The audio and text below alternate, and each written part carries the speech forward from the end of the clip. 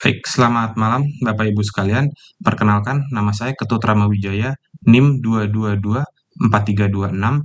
Kali ini saya akan melakukan review paper dengan judul Hybrid Solar System for Artificial Lift in a Hydrocarbon Well, yang ditulis oleh Al-Humaimi, Saif Salim, dan Isae Mohammed dari Petroleum Development Oman atau PDO. Tugas ini dibuat sebagai UAS kedua untuk mata kuliah TM 5213 Teknik Produksi Lanjut. Baik, langsung saja kita akan bahas mulai pertama dari kerangka presentasi. Kita akan menjelaskan latar belakang kenapa tulisan ini dibuat, lalu juga kondisi selanjutnya, kondisi lapangan, bagaimana si solar hybrid system ini diimplementasikan di lapangan seperti apa, lalu juga ada alternatif konsep. Jadi sebelum menentukan kita akan pakai sistem solar hybrid ini, ada pilihan apa aja sih yang ada, lalu juga ada kriteria seleksi dan hasil seleksinya, lalu ada konfigurasi sistem dan hasil implementasi, dan yang terakhir adalah tantangan dan kontribusi sistem ini untuk bidang oil and gas. Baik, yang pertama latar belakang. Jadi industri migas itu adalah industri yang sangat bergantung pada pembakaran hidrokarbon untuk kelangsungan produksi. Seperti kita ketahui, banyak kegiatan oil and gas itu jauh dari pemukiman, yang dimana kalau jauh itu suka tidak ada overhead line yang atau grid yang connect. Jadi kebanyakan mengandalkan diesel untuk untuk memberikan daya pada peralatan digunakan. Nah, kalau hidrokarbon yang dibakar biasa diesel, itu kan tentu efeknya tidak baik ya bagi lingkungan, terutama karena efek rumah kacanya, efek gas rumah kacanya. Maka dari itu pada tahun sekitar 2022 pemerintah Oman itu menyatakan bahwa mereka harus net zero emission pada tahun 2050. Net zero emission ini seperti kita ketahui itu adalah ketika emisi yang dikeluarkan itu sama atau di-offsetkan dengan emisi yang ditangkap atau diinjeksikan lalu disimpan. Nah, itu pemerintah Oman rencana di 2050. Dan juga tentunya karena lapangan yang terpencil ini seperti yang tadi sempat dibahas bahwa menggunakan diesel generator. Efeknya adalah konsumsi bahan bakar yang tinggi, biaya logistik dan OPEX yang besar, resiko HSE akibat perjalanan jauh. Jadi ini kan driver atau siapapun yang mengoperasikannya itu kan untuk misalnya ngantar bahan bakar aja itu kan melakukan perjalanan jauh tuh, tentu ada risikonya di situ. Nah, lalu juga tentu emisi CO2 yang signifikan itu bisa dikuantifikasi tuh, misalnya let's say berapa ton per tahunnya. Dan juga risiko shutdown ESP akibat kehabisan bahan bakar. Kan bisa juga kan mungkin perkiraannya kurang tepat atau tiba-tiba ESP-nya memerlukan daya yang tinggi mungkin karena ada trouble di downhole jadi butuh daya yang tinggi jadi bahan bakar lebih cepat habis, nanti tuh ESP-nya bisa mati karena kehabisan bahan bakar. Nah, akan menjadi lebih problem lagi tuh kalau udah mati kan belum tentu bisa di start lagi. Nah, makanya butuh sesuatu yang reliable juga. Oke, selanjutnya kondisi lapangan. Nah, ini lapangannya ini ada di daerah Oman bagian selatan ya. Di sini tuh ada 3 sumur ESP, ada B2, B5, dan B6. Coba saya tampilkan dulu pointer saya. Oke, di sini bisa kita lihat ya, ini adalah sumur B2, di sini ada sumur B5, dan di sumur B6. Ini aerial view-nya ya, dilihat dari udara. Ini ada juga sumur B1 tapi mungkin ini sumurnya tidak diaktifkan karena di sini bilangnya cuma 3. Jadi kira-kira sistemnya sama seperti ini, bisa kita lihat sebelah kanan. Sama aja tiga-tiganya, di sini ada satu diesel generator, di sini sumurnya, ini wellhead ESP-nya, ini power line-nya untuk kabelnya ke downhole, dan ini ke production station-nya. Nah, daya yang dipakai untuk setiap ESP itu sekitar 80 sampai 120 kV dengan produksi 200 sampai 400 BOPD per sumur.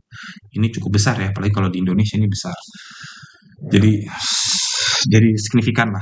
Nah, dan lu juga jarak pipeline ini 50 sampai 70 km. Nah, ini lumayan jauh nih. Makanya nggak ada grid yang sampai ke sini. Maka mereka pakai diesel generator dan satu-satu ya. Satu sumur satu diesel generator. Oke, selanjutnya, nah ada alternatif konsep apa sih sebenarnya buat memberikan daya pada ESP ini? Yang pertama, alternatifnya itu overhead line extension. Nih, jadi itu bayangin mereka harus bikin menara, harus menarik kabel sepanjang sekitar 50-an kilometer itu.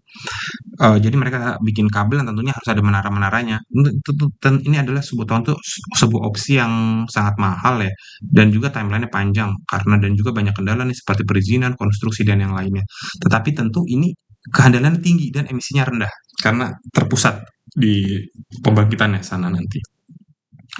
Yang kedua, selanjutnya ada option pilihan kedua tuh solar dan baterai. Solar ini maksudnya solar panel dan baterai. Jadi ini 100% nih renewable. Jadi kalau siang dia pakai langsung dari solar panelnya, sembari ngecas baterai dan malam dia pakai baterainya. Cuma masalahnya CAPEX ini juga gede nih karena solar panel yang disediakan harus banyak dan juga baterainya juga harus banyak. Mungkin nanti bisa terkendala di pengadaannya. Jadi ini CAPEX-nya besar dan waktu implementasinya yang lama. Maka dari itu ada pilihan yang ketiga nih, yaitu hybrid solar dan diesel generator. Jadi diesel generator tetap dipakai dan ditambahin oleh solar panel. Nah, jadi idenya adalah ketika siang masih ada matahari, dia pakai solar langsung, lalu untuk malam harinya nggak ada matahari, dia pakai diesel. Nah, ketika transisi, dia pakai baterai. Nah, jadi ini CAPEX-nya moderat ya, nggak terlalu besar, nggak sebesar yang lain. Terus implementasinya bisa cepat nih, karena dia tidak harus membangun jalur transmisi dan juga tidak harus mengadakan solar panel yang begitu banyak dan baterai yang begitu banyak seperti option nomor 2. Tapi meskipun juga sebenarnya ini belum 100% renewable ya karena masih tetap pakai diesel. Selanjutnya kriteria seleksi dan hasil. Oke, yang pertama ekonomi impact. Jadi kita lihat nih kita mau pakai dari 3 pilihan tadi untuk impact ekonominya tuh yang mana yang paling baik. Mungkin bisa kita lihat kalau parameter utama kan ada CAPEX, OPEX, net present value, IRR dan payback period. Lalu juga well availability itu sistem yang mana dari ketiga opsi tadi itu yang bisa memberikan kehandalan pada pada operasi sumur biar si ISP-nya itu nggak sering gangguan atau nge-trip. Selanjutnya tentu bagaimana emisinya, seberapa baik si pilihan tadi itu untuk mengurangi emisi, tapi juga tentu tidak mengorbankan performa dan biaya secara ekonomi. Dan tentunya timeline, seberapa cepat atau seberapa lama si solusi ini bisa diimplementasikan. Nah, mungkin tadi juga sempat dibahas di slide sebelumnya terkait kelebihan dan kekurangannya, maka setelah dipertimbangkan yang bisa membalaskan keempat ini ternyata adalah pilihan yang ketiga nih, si hybrid solar panel ini. Oke, nah bagaimana desain sistem konfigurasi dan implementasinya? Nah, bisa kita lihat yang pertama ini tentu solar panel ya. Solar panel ini tuh sebagai pembangkit listrik yang akan menyuplai listrik ke ISP dan mengisi daya si lithium baterainya ini. Lalu salah satu yang paling penting ada yang disebut mini grid. Nah, mini grid ini sebagai otaknya ya.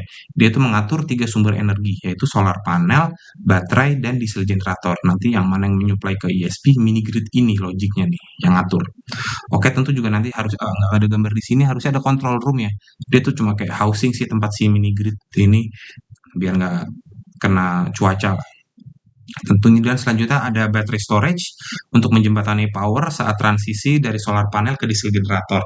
Dan juga ketika iradiasi lemah, misalnya siang-siang gitu ya, iradiasi lemah ada awan atau apa, mungkin si baterai ini juga berperan. Dan tentu saja diesel generatornya sendiri. Nah, bisa kita lihat yang tadinya pakai 3 sumur pakai 3, sekarang hanya pakai 2. Dan 2 ini pun sebenarnya yang dipakai cuma 1. 1 itu ke redundant. Jadi bisa kita lihat emisinya tentu saja akan berkurang dan juga yang penting reliability juga naik. Kenapa? Karena ada redundancy. Jadi kalau satu ini mati bisa pakai backup satunya. Sementara kalau yang tadi satu mati, si diesel generatornya ya udah nggak bisa apa-apa sumur itu mati harus tunggu teknisi perbaikan atau mati karena sumur karena kehabisan bahan bakar harus diisi dulu. Oke, nah ini juga hasilnya fuel consumption dia ternyata setelah dihitung bisa berkurang 45%. Ini itu setara 470 ton diesel annually atau per tahun. Jadi per tahun dia bisa hemat 470 ton. Wah, signifikan sekali ya. Sehingga itu menjadi sesuatu yang cost efisien. Jadi pengurangan ini tuh berdampak langsung pada penurunan emisi CO2 dan biaya logistik bahan bakar. Jumlah generator diesel yang beroperasi juga berkurang sehingga menurunkan biaya pemeliharaan dan sewa peralatan. Keandalan sistem pun meningkat dengan kenaikan ketersediaan sumur yang tadi well availability ya. Itu kalau dikuantifikasi itu dari 95% jadi 98%. Untuk mencerminkan berkurangnya downtime dan trip ISP. Selain itu juga frekuensi perjalanan operator ke lokasi sumur itu menurun secara signifikan sehingga meningkatkan kinerja HSE dan efisiensi operasional. Oke, sekarang tantangan dan kontribusinya ini slide terakhir ya. Tantangannya tentu yang pertama penentuan kapasitas baterai. Jadi ini baterai itu nggak boleh terlalu besar. Kalau terlalu besar kan tentu cost-nya jadi mahal. Lalu juga tapi juga nggak boleh terlalu kecil. Kalau terlalu kecil nanti nggak cukup daya. Ketika saat transisi tadi ntar nggak cukup daya. Jadi memang harus dicari optimumnya di mana. Lalu juga ada control logic mini grid. Nah ini gimana cara logiknya ini karena ini otomatis sistemnya ya, gimana dia bisa ngatur supply 3 balance input power tadi itu dari solar, baterai, dan diesel, genset, kapan masuk-masuknya, seberapa daya yang digunakan, berapa persen, nah itu dikontrol logik ini nih tantangannya. Lalu juga tentu ada interface ESP vendor dan mini grid supplier. Tentu kita tahu selama ini ESP vendor ya supply ESP-nya aja sama surface equipment-nya yang mungkin seperti trafo atau switchboard atau VSD-nya. Tapi kan mereka itu require power yang stabil. Mereka terserah itu mau dari overhead line atau mau dari genset. Nah, sekarang mereka harus berhadapan juga nih dengan mini grid suppliernya, mini grid supplier tadi yang kontrol logiknya ini. Jadi si antara ESP dan mini grid ini harus bisa saling mengerti lah untuk memberikan kehandalan operasi yang maksimal. Selanjutnya kontribusi. Jadi kesimpulan kontribusi tulisan ini terhadap dunia migas itu bisa membuktikan bahwa dekarbonisasi untuk operasi ESP itu dapat dilakukan meskipun saat ini masih parsial ya. Tapi at least secara teknis dan ekonomis ini sudah terbukti. Dan ini memang infonya adalah proyek pertama untuk solar hybrid ini yang skalanya komersial di Oman.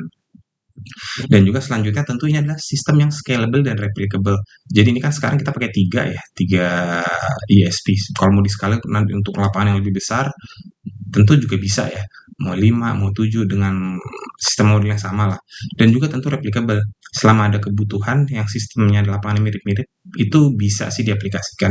Mungkin di Indonesia juga bisa sih dipakai ya. Jadi misalnya kayak di Sumur, itu kan sumur offshore ya. Mungkin yang sumur offshore lama yang udah mati, mungkin power line-nya juga sudah dimatikan, mungkin bisa dinyalakan kembali nih kalau kita pakai solar panel dan diesel genset. Jadi replicable mungkin nggak cuma di Oman tapi di semua tempat yang kira-kira jauh dari overhead line dan masih menggunakan diesel generator.